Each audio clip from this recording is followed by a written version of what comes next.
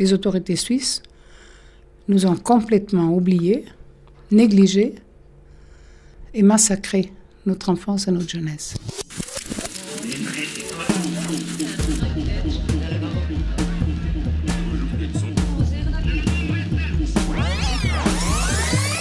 Ces mots sont ceux de Louisette Buchard, l'une des figures emblématiques du scandale des enfants placés de Suisse.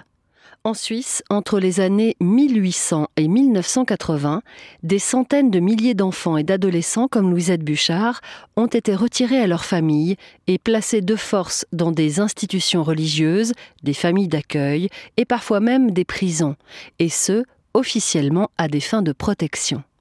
Orphelins, abandonnés, ils sont parfois aussi simplement arrachés à leur famille lorsqu'elle est jugée inapte à les élever car trop pauvre ou trop en marge. La société de l'époque semble avoir du mal avec l'idée de voir grandir hors de contrôle ces enfants qu'elle craint potentiellement à la dérive.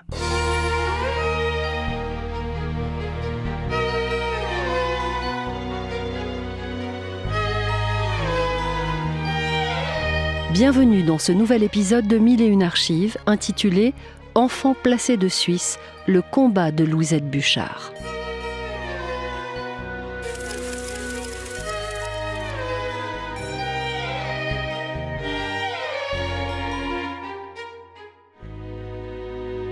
Louisette a 5 ans quand ses parents divorcent.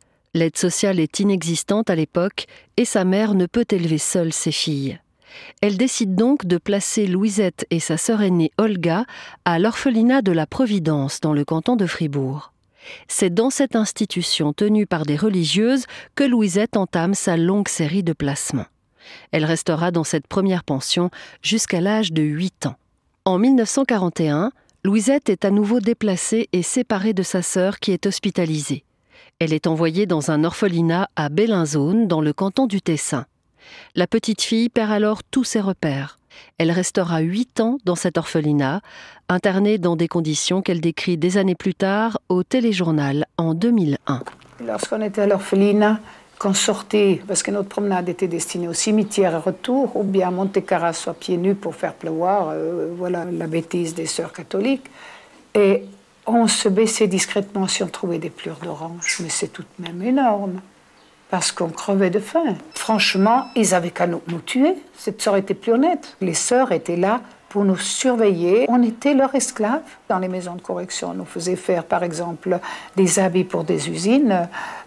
C'était à la chaîne. Les coups qu'on a reçus, j'ai des cicatrices sur le corps, j'en ai partout. Et de quel droit un gouvernement qui s'appelle la Suisse se permet de faire ceci à ses propres enfants? Ce n'est que le début de la succession de placements que Louisette connaîtra, car elle vivra dans 10 autres institutions entre ses 16 et 20 ans.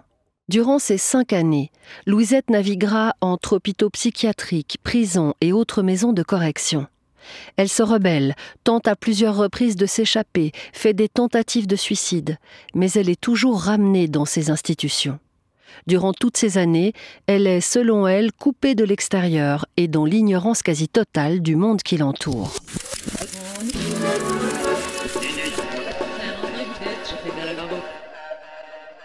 Ce que vit Louisette dans son enfance n'est pas unique. En 1984, par exemple, le journaliste Dominique Huppy parle dans l'émission Telle quelle du programme des enfants de la Grande Route mis en place par Pro Juventute. Sous l'égide de Pro Juventute et avec l'appui financier de la Confédération, des centaines d'enfants suisses, manouches, gitans ou yéniches, ont été arrachés à leur famille et sédentarisés de force. Ceci dès 1926 et jusqu'en 1973. Parce que leur manière de vivre était alors considérée comme asociale, amorale, voire dangereuse. En 1986, le président de la Confédération, Alphonse Egli, présentera des excuses publiques pour la participation de la Confédération au programme des enfants de la Grande Route. Et en 1987, Pro Juventute présentera à son tour des excuses aux représentants des institutions nomades. Louisette Buchard n'a pas été placée via ce programme des enfants de la Grande Route, qui n'est qu'un exemple parmi d'autres. En effet, un peu partout en Suisse, par le biais de différents programmes, des orphelins ont été enlevés à leur famille et placés dans des fermes où ils ont servi souvent de main-d'œuvre gratuite. D'autres ont été également placés dans des institutions religieuses, comme par exemple l'Institut Marigny dans la Broye fribourgeoise. Institution dans laquelle des enfants ont été abusés sexuellement par des prêtres en activité, comme le raconte Jean-Louis, lui-même enfant abandonné et placé dès sa naissance dans plusieurs institutions. Le surveillant m'amenait à 5 h du matin, m'amenait dans la chambre du directeur, je passais au plumard. Attendez, j'avais 11 ans, 12 ans, c'est bon. Et puis après, j'allais servir la messe. Alors ça, mais puis de temps en temps, je me disais, mais attends, il y a un problème. Et je n'ai pas réagi. Puis alors, longtemps, c'est moi qui suis, j'ai été le pêcheur, le mauvais môme, quoi. Je voyais pas le mal qu'on me faisait tout de suite, j'ai pas vu tout de suite. C'était normal, pour moi c'était normal dans la mesure où j'avais toujours vécu dans un milieu comme ça. Revenons à Louisette Buchard. À 20 ans, c'est-à-dire à sa majorité, elle sort définitivement des institutions de placement. Elle tombe rapidement enceinte et se fait alors renvoyer de l'usine dans laquelle elle travaille. Elle élève seule son enfant et se mariera quelques années après.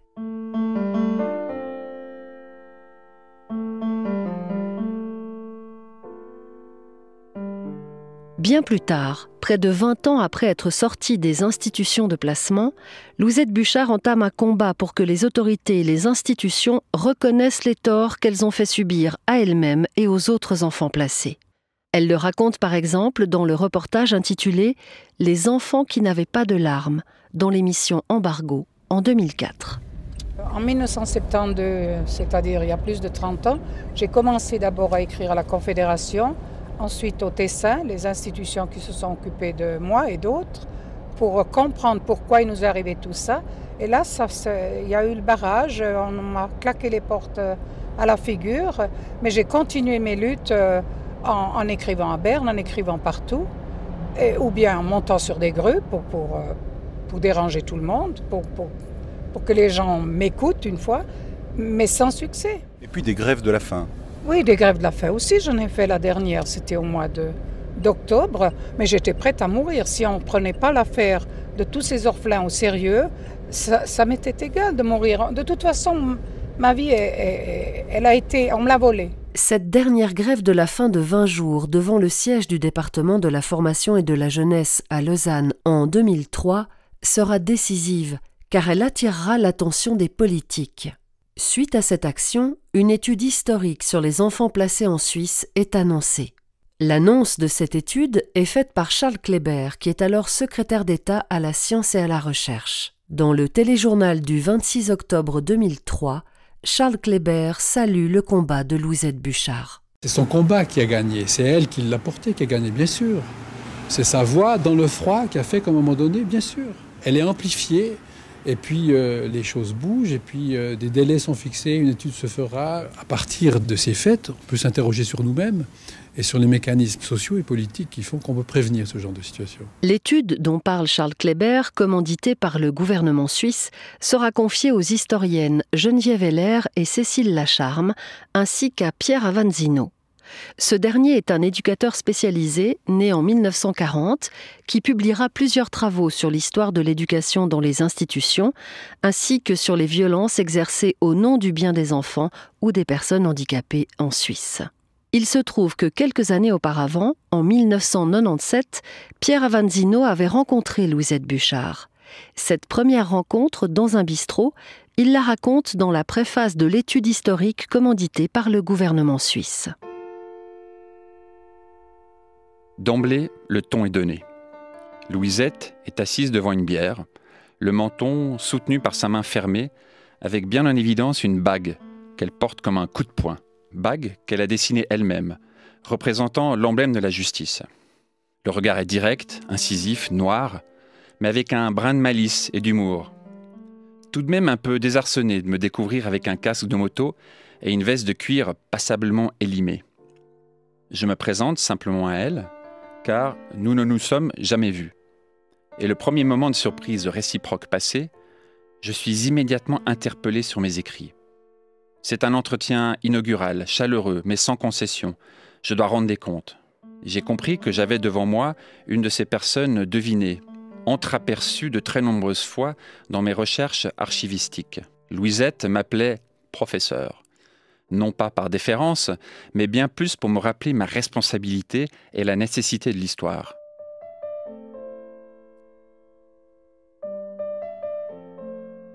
Ses rôles, celui de Louisette comme interpellante et le mien comme rapporteur de l'histoire des enfants placés, orphelins, restera inchangé durant toute la suite de nos rencontres. Ces rencontres sont toujours intenses, mais amicales, avec souvent des moments d'humour bienvenus qui essayent d'alléger un contenu habité par la tristesse, la souffrance et la révolte. Rapidement, Louisette Buchard et Pierre Avanzino tissent des liens de confiance. Pierre Avanzino consigne les témoignages des enfants placés dans de longs entretiens. Comme Louisette, il dénonce dans une édition du téléjournal en 2001 le fait que les autorités ont détruit presque tous les documents permettant aux enfants placés d'avoir accès à leur dossier personnel qui aurait pu leur permettre d'entamer un processus de réparation. Il y a une espèce de politique de la terre brûlée qui fait que c'est excessivement difficile de rentrer dans cette histoire-là. Et vraiment, j'ai eu ce témoignage-là d'une directrice d'institution disant « J'ai détruit les archives afin qu'on ne sache pas ce qui s'est passé dans notre institution. » Les victimes, elles, attendent reconnaissance, excuses et réparation de la part des institutions et des autorités, comme le précise Louisette dans cette archive de l'émission Journal infime de 2004. Je suis fatiguée de ce combat. Et il y a maintenant ce combat, si ça ne cesse pas, si on ne reconnaît pas ça, il y a une haine qui s'installe, une haine profonde qu'on puisse faire tant de mal à des enfants sans défense. Qu'est-ce que vous attendez aujourd'hui? Quel serait l'idéal? Vous aimeriez que ça soit reconnu officiellement, qu'il y ait un dédommagement? Quel est votre but? Que ça soit reconnu, ça serait la moindre des choses. C'est un devoir de mémoire, comme on dit. Et qu'on reconnaisse une fois pour toutes le mal qu'on a fait. C'est finalement en 2013 que la conseillère fédérale Simonetta Sommaruga, alors en charge du département de justice et police, brise le silence lors d'une cérémonie organisée à Berne. Face à une centaine d'anciens enfants placés de force invités pour cette occasion, elle demande pardon au nom du Conseil fédéral. Au nom du gouvernement suisse, sincèrement et du fond du cœur, je vous demande pardon pour les souffrances que vous ont été infligées.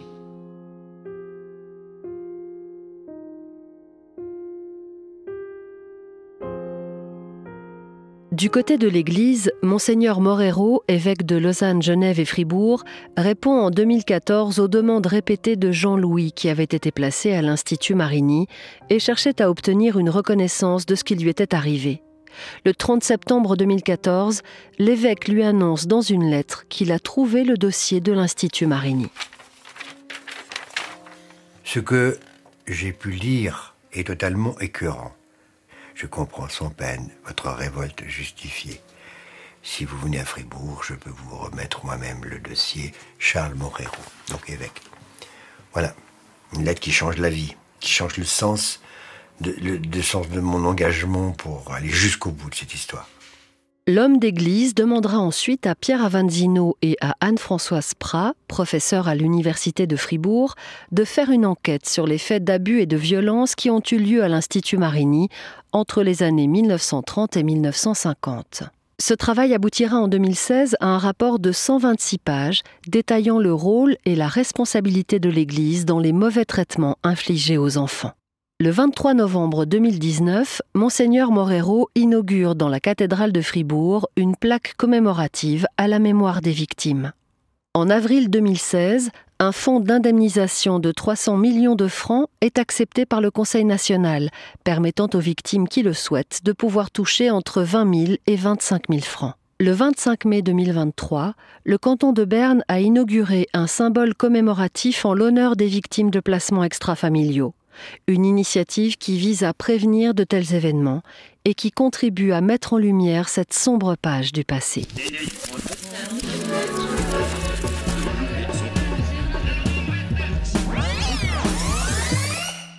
Louisette Buchard s'est éteinte le 7 mars 2004, à l'âge de 70 ans. Elle n'aura pu recevoir ni excuse publique ni indemnisation. Mais son combat pour la cause des enfants placés a sans doute contribué à leur reconnaissance officielle. Ainsi s'achève cet épisode de 1001 archives, un épisode écrit par Natacha Farina-Groult, réalisé par Marie-Claude Cudry, produit par Grégoire Moll, raconté par Sophie Richard, avec la voix de Rodolphe Beauchot.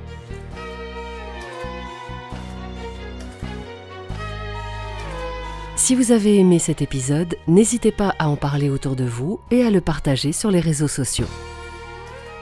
1001 archives est un podcast des archives de la RTS, disponible sur Play RTS, Spotify, Apple Podcasts et la plupart des applications de podcast. Pour ne rater aucun épisode, abonnez-vous sur votre plateforme d'écoute habituelle.